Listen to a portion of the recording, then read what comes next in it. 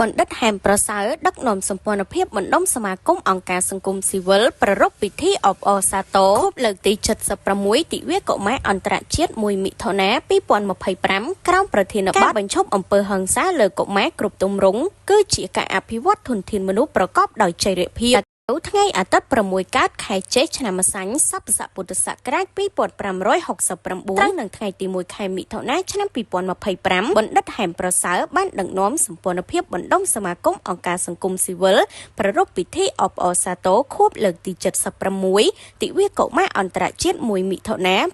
2025ក្រោមប្រធានបទការបញ្ឈប់អំពើហិង្សាលើកុមារគ្រប់ទម្រង់គឺជាការអភិវឌ្ឍធនធានមនុស្សប្រកបដោយចីរភាពក្នុងសហគមន៍ខ្មែរអ៊ីស្លាមនៅសាលារៀនបឋមសិក្សាអ៊ីស្លាមចុងថ្នល់ស្ថិតនៅក្នុងភូមិចុងថ្នល់សង្កាត់បារាយក្រុងដូនកែវខេត្តតាកែវពិធីនេះប្រារព្ធឡើងក្រោមអធិបតីភាពបណ្ឌិតហែមប្រសើរប្រធានសម្ព័ន្ធភាពបណ្ដុំសមាគមអង្គការសង្គមស៊ីវិលអាយឧត្តមលោកជំទាវលោកស្រីដែលជាថ្នាក់ដឹកនាំប្រធានសមាគមអង្គការសង្គមស៊ីវិលថ្លែងមានមតិស្វាគមន៍គណៈអធិបតីលោកអៀកក្រុមប្រឹក្សាសង្កាត់បារាយតំណាងលោកចៅសង្កាត់បានឡើងស្វាគមន៍គណៈអធិបតីនិងគោរពថ្លែងអំណរគុណយ៉ាងជ្រាលជ្រៅចំពោះអាយុឧត្តមលោកជំទាវលោកស្រីជាប្រតិភូថ្នាក់ដឹកនាំទាំងអស់ដែលបានចំណាយពេលវេលាដ៏មានតម្លៃអញ្ជើញចូលរួមជាគណៈអធិបតីក្នុងពិធីអបអរសាទរទិវាកុមារអន្តរជាតិ1មិថុនាឆ្នាំ2025នេះថ្លែងសំណេះសំណាលក្នុងកម្មវិធីនេះដែរបណ្ឌិតហែមប្រសើរបានមានប្រសាសន៍ថាពិធីនេះជាការរំលឹកប្រវត្តិនៃទិវាកុមារអន្តរ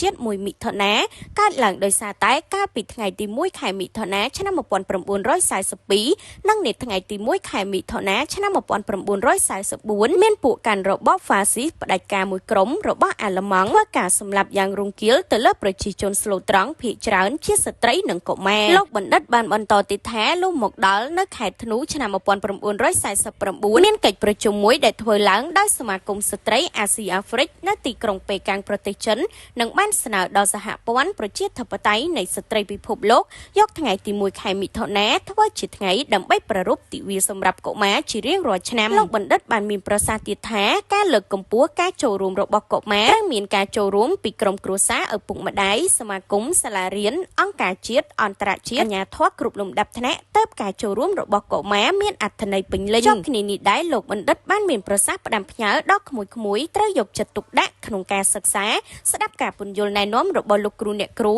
នៅផ្ទះជួយធ្វើកិច្ចការងារឪពុកម្ដាយពេលធ្វើដំណើរតាមដងផ្លូវត្រូវប្រុងប្រយ័ត្នជានិច្ចចំពោះបញ្ហាសុខភាពនិងអនាម័យក្មួយៗត្រូវយកចិត្តទុកដាក់ក្នុងការសម្អាតបរិស្ថានអនាម័យខ្លួនប្រាណបរិភោគអាហារប្រកបដោយអនាម័យនិងជៀសវាងការទទួលទាននៅអាហារឬភេសជ្ជៈគ្រឿងកំប៉ុងដែលធ្វើឲ្យក្មួយៗមានបញ្ហាសុខភាពនៅថ្ងៃក្រោយជាពិសេសទៅទៀតនោះស្របទៅនឹងសភាពការនៃការរីករាលដាលនៃជំងឺ COVID-19 នៅប្រទេសជិតខាងសូមក្មួយៗត្រូវមានការប្រុងប្រយ័ត្នខ្ពស់ដើម្បីចូលរួមទប់ស្កាត់ការរីករាលដាលនៃជំងឺ COVID-19 គួរបញ្ជាក់ផងដែរថាអត្ថន័យនៃថ្ងៃទិវាសិទ្ធិកុមារអន្តរជាតិ1មិថុនាគឺបង្កើនការយកចិត្តទុកដាក់ខ្ពស់លើកុមារ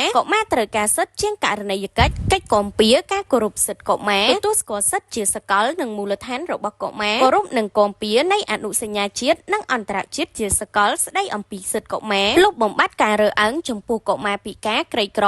និងសិទ្ធិជាសមភាពបញ្ឈប់នឹងប្រឆាំងដាច់ខាតលើការរំលោភបំពានការជួញដូរកេងប្រវ័ញ្ចការប្រាអំពើហិង្សាគ្រប់រូបភាពនេះនឹងការពារកុមារឲ្យជៀសផុតពីគ្រឿងញៀនគ្រប់ប្រភេទកុមារជាទំពាំងស្នងឫស្សីជាសសរទ្រូងនិងជាធនធានមនុស្សនាថ្ងៃអនាគតរបស់ជាតិមាតុភូមិកុមារគឺជាកោសិការបស់ជាតិកុមារល្អយុវជនល្អសង្គមជាតិល្អពិធីនេះដែរមានការចែកជូនថវិកាជូនដល់លោកគ្រូអ្នកគ្រូចំនួន2នាក់ជាការពារ3នាក់ក្នុងម្នាក់ទទួលបានថវិកាចំនួន20000រៀលនិងសិស្សានុសិស្សទាំង48នាក់ក្នុងម្នាក់ទទួលបានសៀវភៅ5ក្បាលប៊ិច2ដើមខ្មៅដៃ1ដើមបន្ទាត់1ដើមដៃខួង1ចូលលំ1បាយ1ប្រអប់និងថវិកាចំនួន8000រៀល